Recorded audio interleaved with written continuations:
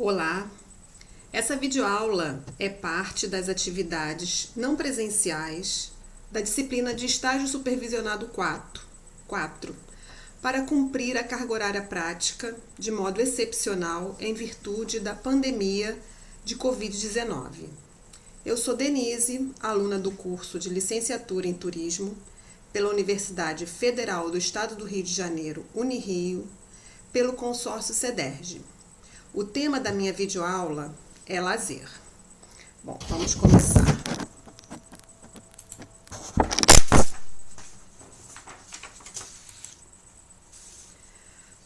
Lazer é uma matéria que faz parte da nossa grade curricular.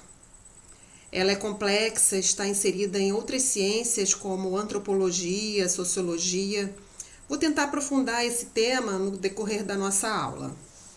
Para quem estuda ou não turismo, já ouviu falar em ócio, lazer e tempo livre. O ócio vem do termo cholé, que significa um estado de paz, de fruição criadora, condição para a sabedoria. Na Grécia Antiga, era a atividade exercida pela classe dominante da época para dirigir os rumos da sociedade. Essa palavra vem de uma época em que os gregos tinham horror ao trabalho. Quem tinha que trabalhar eram os escravos e os artesãos, que eram quem faziam os trabalhos manuais daquela época. Quem praticava o ócio eram os filósofos e os governantes. Lazer. O lazer surge no final do século XIX, com a conquista gradual dos direitos trabalhistas e passará a ser considerado uma necessidade para as pessoas, principalmente para a classe operária.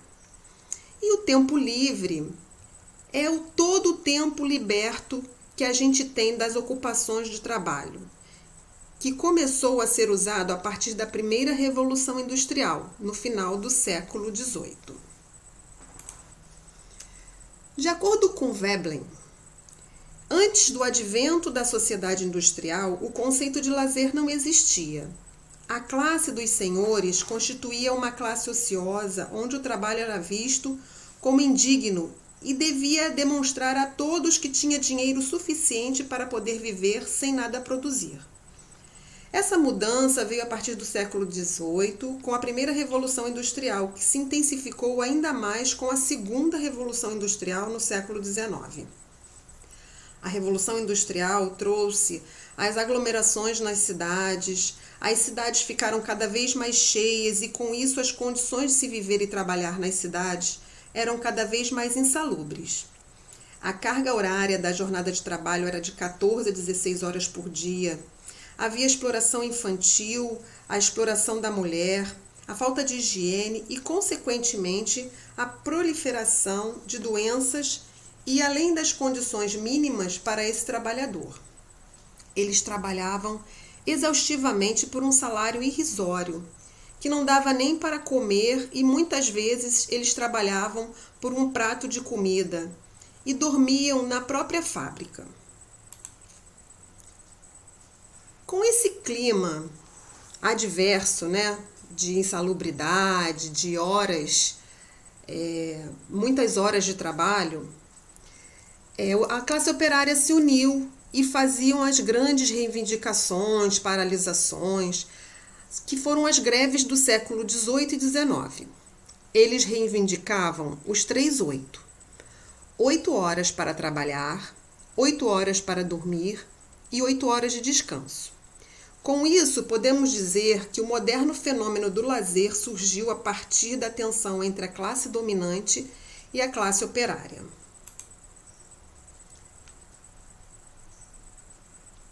passar aqui o slide, mas está difícil.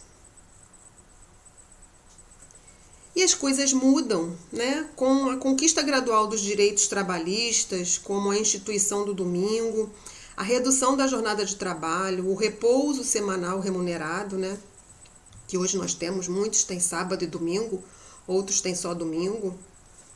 Naquela época não havia dia nenhum, trabalhava-se todos os dias.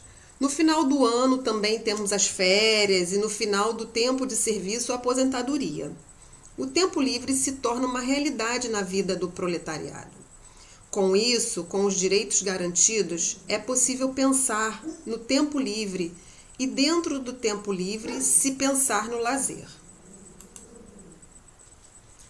Então, a partir dessas conquistas trabalhistas da classe operária, a partir do século seguinte, século XIX, século XX, o lazer vai ser estudado cada vez mais a fundo.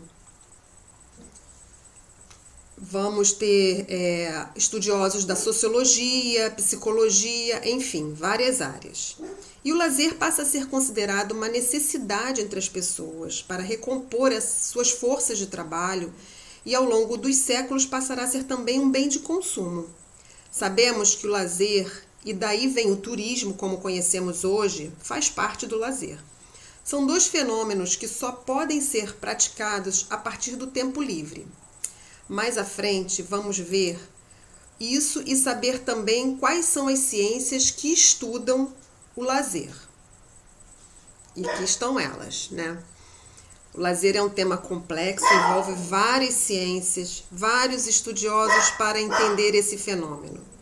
Sociologia, antropologia, psicologia, administração, comunicação social, educação física, enfim, vários. Por ser um fenômeno social, o lazer está por todas essas áreas de conhecimento. Estudam o homem em sociedade e é um fenômeno que vem se modificando também ao longo do tempo. Antigamente se estudava o lazer e não se tinha o lazer como definição do lazer. O homem conseguiu conquistar isso através das reivindicações e hoje em dia temos que saber que o lazer tem que ser algo pensado como política pública para que todos da sociedade tenham acesso ao lazer. Hoje temos um lazer massificado. Um turismo de massa, estamos estudando pela dinâmica da sociedade que o lazer vem se modificando juntamente com o turismo. O homem está em eterna mudança e, consequentemente, o lazer, por ser um fenômeno social e histórico, também vai ser modificado, juntamente com o homem em sociedade. No turismo, é mais usual o conceito criado pelo sociólogo francês Geoffroy Dumazedier, que foi criado na década de 1970 por seu trabalho sobre a sociologia do lazer e por sua enorme repercussão na área e por ser este muito citado nos estudos feitos até hoje. Sua definição de lazer pode ser compreendido como o conjunto de ocupações às quais o indivíduo pode entregar-se de livre vontade, seja para repousar, seja para divertir-se e recrear-se, ou entreter-se, ou ainda para desenvolver sua formação desinteressada, sua participação social voluntária, ou sua livre capacidade criadora após livrar-se ou desembaraçar-se das ocupações profissionais, familiares e sociais. Dumazedier é considerado o pai do lazer moderno por delimitar seu conceito e atrair ao lazer as funções de descanso, divertimento e desenvolvimento pessoal e social, que são os 3 Ds. Há também o conceito de lazer de Camargo, que o define como qualquer atividade que não seja profissional ou doméstica. É um conjunto de atividades gratuitas, prazerosas, voluntárias e libertatórias, centradas em interesses culturais, físicos, manuais, intelectuais, artísticos e associativos, realizadas em tempo livre, roubado ou conquistado historicamente sobre a jornada de trabalho profissional e doméstico, e que interferem no desenvolvimento pessoal e social dos indivíduos. Já Rollin procura entender o lazer dentro de uma perspectiva psicossocial, apresentando-o como um tempo livre empregado pelo indivíduo na sua realização pessoal como um fim em si mesmo. O indivíduo se liberta à vontade do descanso, repousando, do aborrecimento, divertindo-se, da especialização funcional, desenvolvendo de forma intencional as capacidades de seu corpo e espírito. Sua argumentação baseia-se na ideia de que o homem atua guiado pela autodeterminação, dependendo apenas de si próprio para desenvolver atividades de lazer. Quando que o turismo e o lazer se encontram? Se encontram no tempo livre? Vamos ver. O turismo como forma de lazer acontece dentro do tempo livre das pessoas, que também obedece a uma hierarquia de necessidades. De acordo com a Cerenza, na atual civilização ocidental, o tempo está dividido da seguinte forma. Todos nós temos o tempo de vida natural, que é o biológico. O tempo de trabalho, o tempo dedicado às obrigações familiares e sociais e o tempo livre, que se divide em de fim de jornada, de fim de semana e de férias. O lazer não é você ir à igreja, por exemplo, porque isso é uma obrigação social. O lazer é quando você está livre de todas as obrigações. Ir ao mercado não é um lazer, isso é uma obrigação. Então, isso não é lazer. E pela definição do turismo, que está dentro de lazer, ele só pode acontecer dentro do tempo livre que está no final de semana ou das férias. O tempo livre após o trabalho pode ser exercido o lazer, mas não o turismo.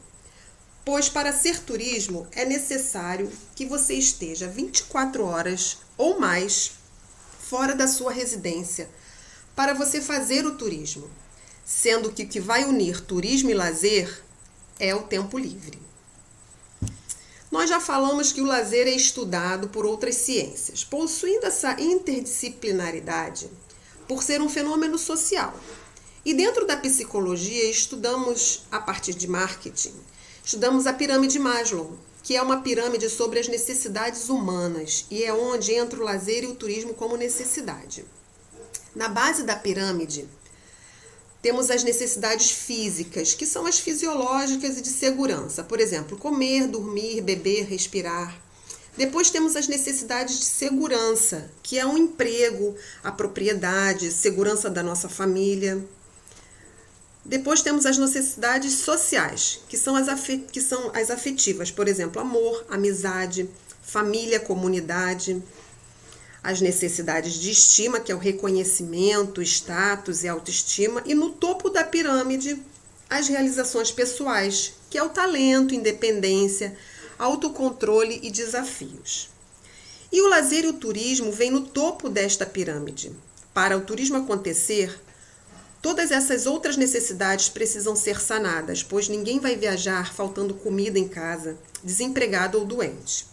Por isso que é necessário que políticas públicas sejam realizadas para que essas necessidades sejam atendidas, para que todos tenham acesso ao lazer, pois esta visa o desenvolvimento da cidadania de maneira que atividades culturais e de desporto passem a fazer parte do cotidiano da maioria das pessoas.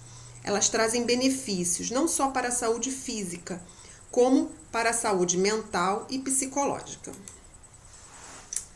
Bom, vamos a um pequeno resumo para a gente poder responder algumas questões. O lazer é aquele tempo que acontece fora do trabalho, fora da nossa atividade doméstica, é aquele tempo que pode ser utilizado para a realização de atividades prazerosas. Além disso, ele traz benefícios para a nossa saúde física, mental e psicológica. Essas práticas podem ser realizadas ao ar livre ou em contato com a natureza, com outras pessoas. É aquele momento de descontração, de aprendizado, mas não por obrigação. Tem relação ao valor que nós, indivíduos, damos em relação à atividade, entendeu? Que a gente pratica. Até porque, para uma determinada pessoa, por exemplo, uma coisa pode ser relaxante para uma, para outra pode não ser. Pode não oferecer os mesmos benefícios. O lazer tornou-se uma disciplina específica que é estudada. Turismo, educação física, psicologia, entre outras que a gente já citou aqui também. A maioria de nós tem períodos de descanso e cada um escolhe o que fazer com esse tempo livre. Para algumas pessoas, lazer significa estar só. Para outras, significa estar ativo, andar de bicicleta. Mas, por exemplo, aqueles que trabalham entregando pizza de bicicleta, pedalar não é uma forma de lazer. Então, podemos dizer que o lazer é algo bastante particular em muitos aspectos. Esse tempo livre do espaço da vida, a gente precisa praticar o que a gente gosta. O lazer tem esse componente amplo, de muitas possibilidades que você tem de utilização desse tempo disponível. Então vamos lá, espero que vocês possam conceituar o que é lazer, se realmente ele é importante, não é importante, por que ele é importante, né? Então deixo aqui esse questionamento nesse período que nós estamos vivendo de pandemia, que muitos estão realmente fazendo, tá em casa, né, não está saindo, então o lazer de repente tem que ser uma coisa que a gente vai fazer dentro de casa. Mas vamos refletir a respeito se a gente consegue ter lazer ou não. Quero agradecer a atenção de quem está assistindo a minha aula, pedir desculpa pelos barulhos no entorno, porque é difícil a gente tirar isso do áudio da gente, e deixar o meu abraço e que todos fiquem bem. Obrigada.